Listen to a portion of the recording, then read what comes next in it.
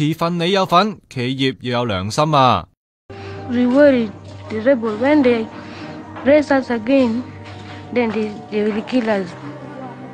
呢條講反抗軍 LRA 首領 Connie 喺烏干達惡行嘅片，喺 YouTube upload 唔夠1個禮拜，就有成700萬點擊率啦。拍呢條片嘅組織就係持份者嘅最佳例子咯。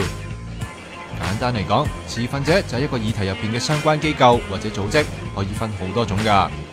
第一個就係國際上嘅組織啦，例如聯合國啊，諸如此類嘅，或者係非政府組織啦，綠色和平啊，再加上咧地方嘅政府啊，中央政府、中國政府、香港政府啦，同埋其他嘅所謂經濟團體啦、非經濟團體啦，以至到一般嘅市民嘅。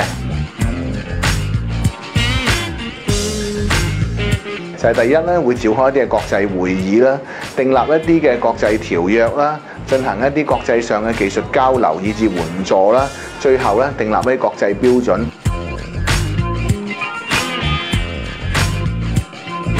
佢哋都會係首先咧監察各國嘅政府啦，監察各個嘅跨國企業啦，以至到佢哋會發動一啲國際性嘅或者本地嘅群眾運動啦，去爭取或者反對一啲嘢，以至咧佢哋亦都會對群眾進行宣傳教育，以及咧佢哋亦都會有個政策研究啦。再落一層就係地方政府啦，政府主要係用立法、執法、宣傳同教育去解決社會問題嘅。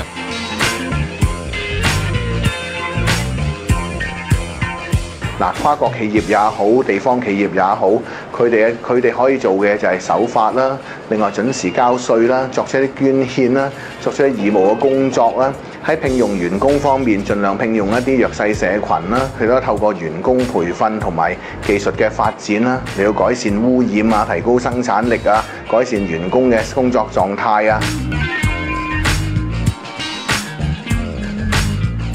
大致上嚟講，都係做社會服務啦，為弱勢社群提供支援啦，對公眾進行宣傳教育之類嘅。講咗咁耐，唔好以為持份者淨係關機構事啊，你都係其中一份子嚟㗎。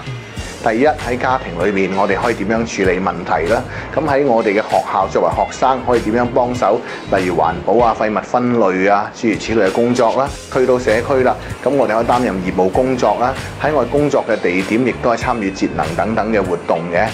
知道自己幾重要咧，想學多啲通識，留意通識爽教室啦。